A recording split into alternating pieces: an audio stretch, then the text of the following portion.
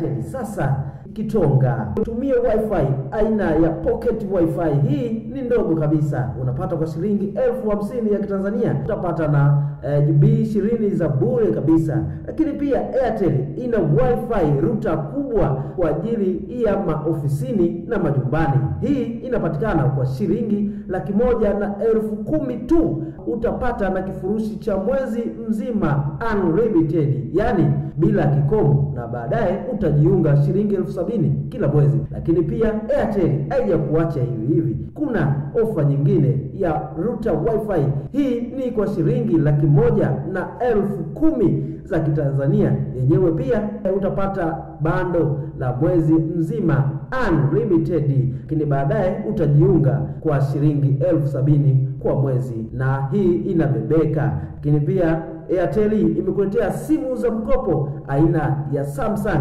A series kuanzia A05.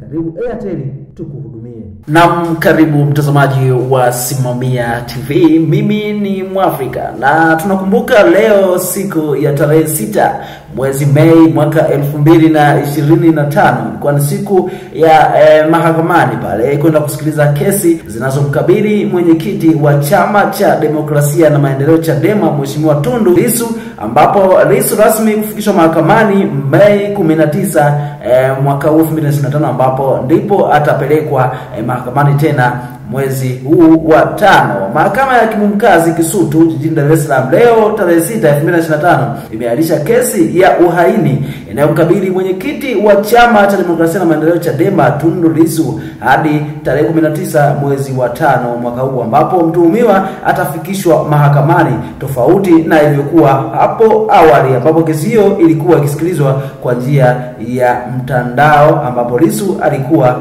mahabusu akisikiliza kesi hiyo. Wakili wa serikali mwandamizi Tawabu Yahya aliomba mahakama kuahirisha kesi hiyo hadi tarehe nyingine mara baada ya kuiambia mahakama ya Hakimu Mkazi Kisutu kuwa upelelezi wa kesi hiyo bado haujakamilika. Hata hivyo, taarifa hiyo imeonekana kutokupokelewa vyema na mawakili wa utetezi wakiongozwa na wakili Mpale Mpoki, ambapo wameeleza mahakama hiyo kuwa hawafurahishi kwa namna upande wa jamhuri unavyochelewesha upelelezi wa shauri hilo, hivyo kutumia hadhara hiyo kuomba kupatiwa maelezo ya kina ni kipi hasa kinakwamisha upelelezi kwa shauri hilo ambalo tangu mwanzo lilielezwa kuwa ushahidi wake uko kwenye mtandao wa YouTube. Upande wa jamhuri kupitia kwa wakili wa serikali mwandamizi Tawabu Yahya ulieleza mahakama kuwa hakuna kifungu chochote cha sheria kinachowalazimisha kueleza nini kimesalia kwenye upelelezi. Baada yake alitumia fursa hiyo kuieleza mahakama kuwa pindi upelelezi wa shauri hilo utakapokamilika